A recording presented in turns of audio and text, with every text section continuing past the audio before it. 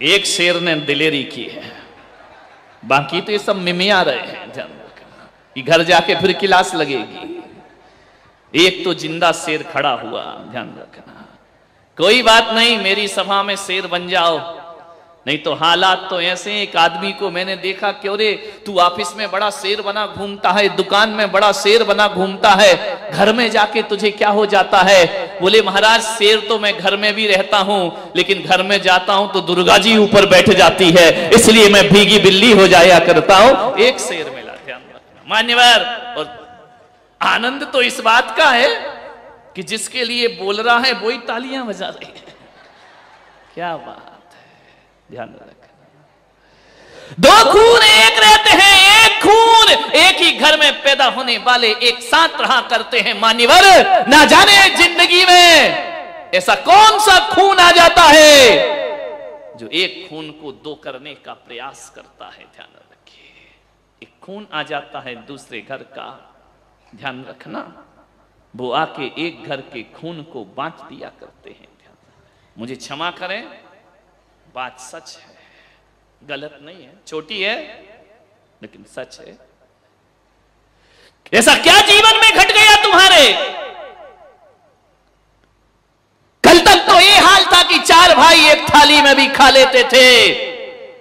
अरे जिस बाप ने इस घर को चार बेटियों को पाल पोस करके विवाह करके विदा कर दिया, उस समय वह घर छोटा नहीं लगा।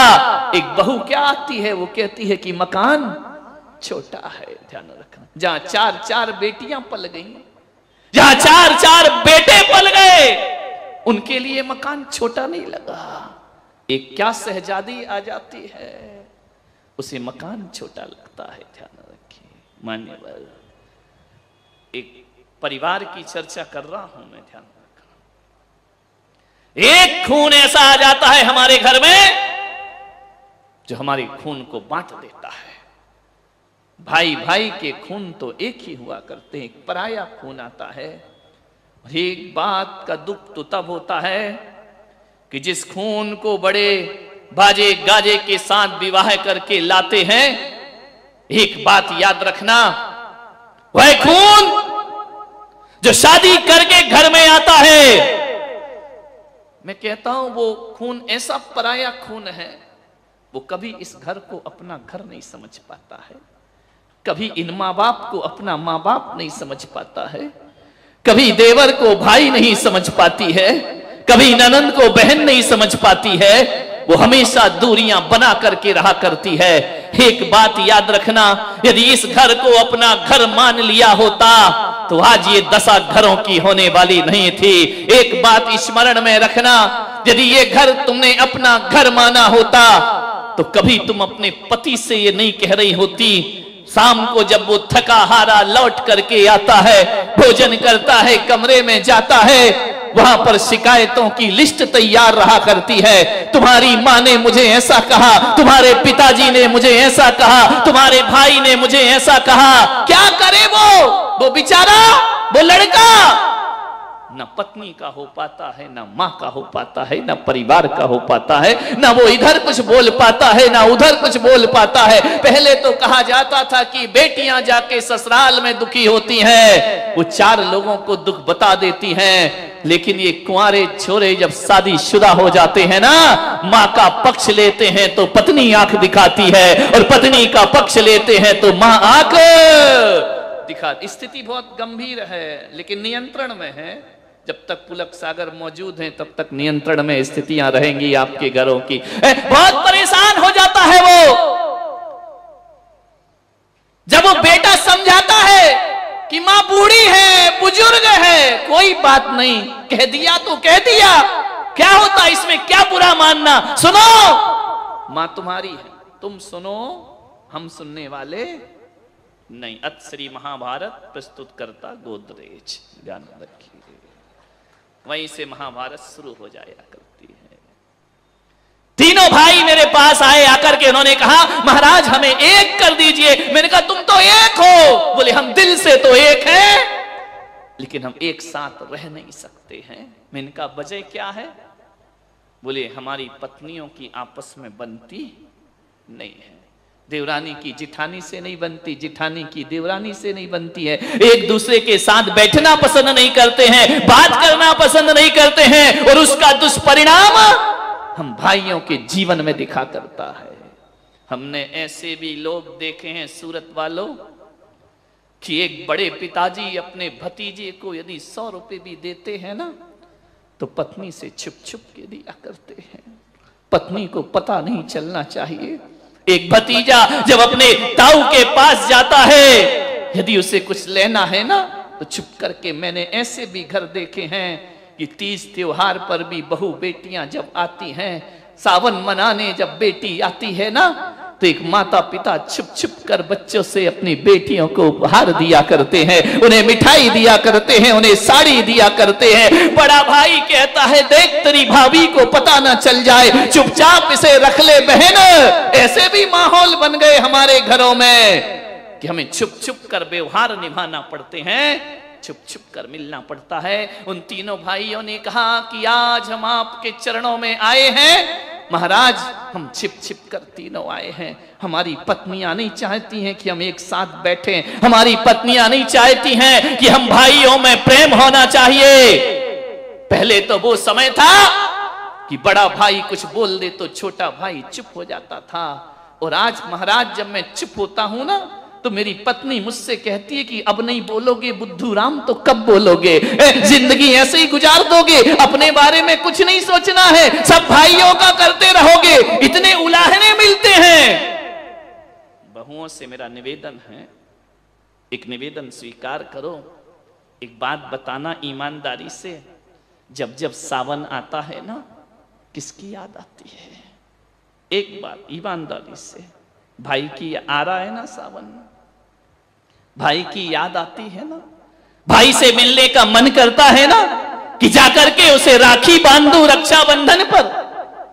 हर साल 6 महीने में, 4 महीने, 6 महीने में मन करता है कि भाई से बात कर लूं। 4-6 महीने तो बहुत, अब तो मोबाइल है ना, तो रोज ही रोज बात होती है, सुबह शाम बात हो जाया करती। भैया से बात कर लूं, भाभी से बात कर लूं, कितना मन करता है अपने भाई से मिलने का।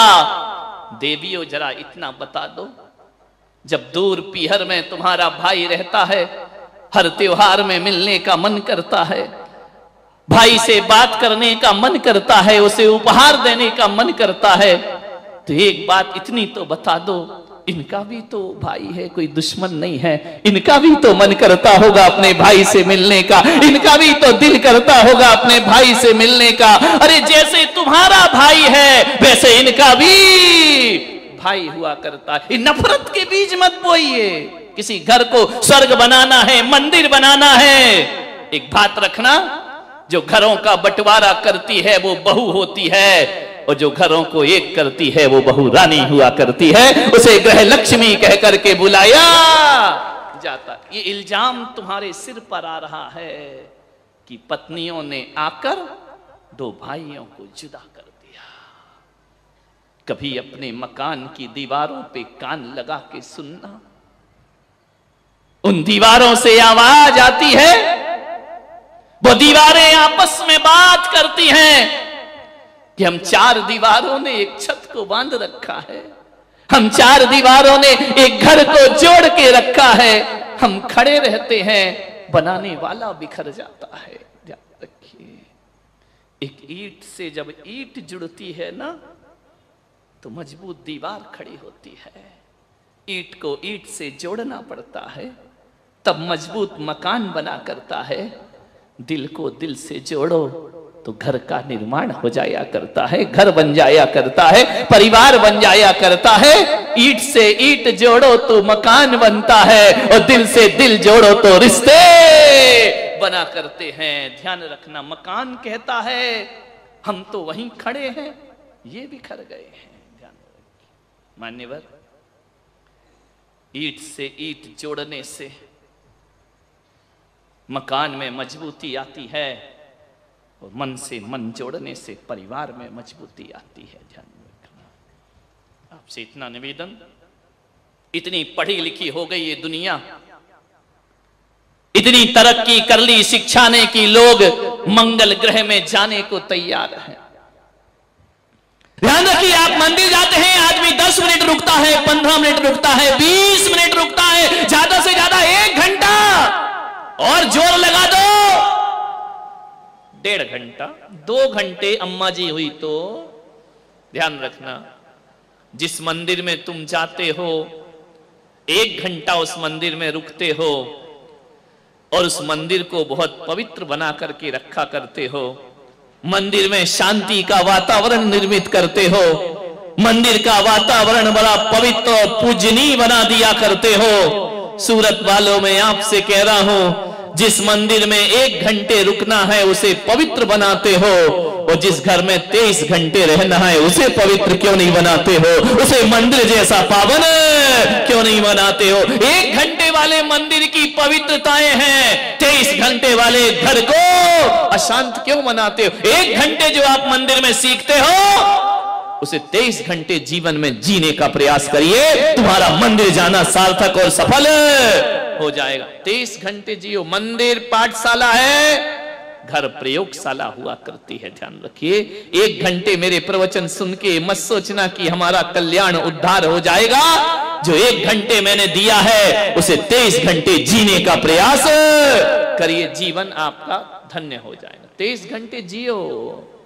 किसी को डॉक्टर बनना है, इंजीनियर बनना है, अकेली थ्योरी से काम नहीं चलता है, थ्योरी के साथ साथ उस आदमी को प्रैक्टिकल भी करना पड़ता है। तो 1 घंटे जो यहाँ ज्ञान गंगा महोत्सव के माध्यम से दिया जा रहा है, वह मैं तुम्हें केवल थ्योरी देने का प्रयास कर रहा हूं। जीवन में डॉक्टर की, इंजीनियर की उपाधि तो लेना आसान है, एक सच्चे और अच्छे इंसान की उपाधि लेना बहुत कठिन काम हुआ करता है। 1 घंटे की इस पाठशाला को घर में देखो, छोटी छोटी बातें बता रहा हूं जो बहुत बड़ी बनती हैं, जो इतनी खाइयां पैदा करती हैं।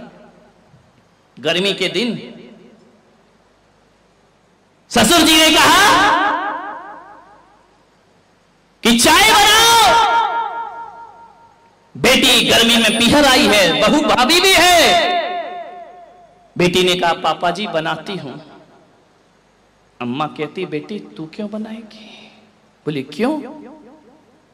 भाभी है ना, तू तो 4 दिन को आई, आराम कर ले, तू भी तो ससुराल से आई है, थोड़ा सा आराम कर ले, चैन से रह ले, भाभी है ना वो चाय बना देगी। अब ये शब्द यदि बहू के कान में पड़ गए, ध्यान रखना, 1 प्याला चाय बनाने में बेटी कमजोर नहीं हो जाती।